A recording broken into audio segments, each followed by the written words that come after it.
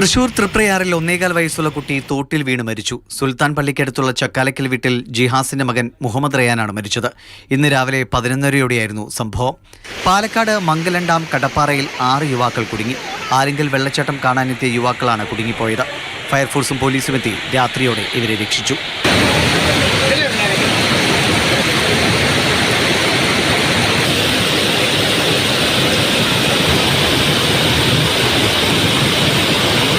മേഴത്തൂരിൽ കനത്ത കാറ്റിലും മഴയിലും വൻമരം കടപുഴകി വീണു.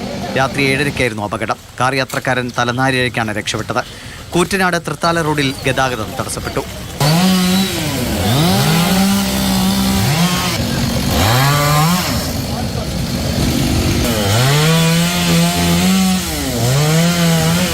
ഇടുക്കി തൊടുപുഴയിൽ കനത്ത മഴയിൽ ശാപ്പമ്പടി ജംഗ്ഷൻ ഉൾപ്പെടെ പലയിടത്തും വെള്ളക്കെട്ടുണ്ടായി.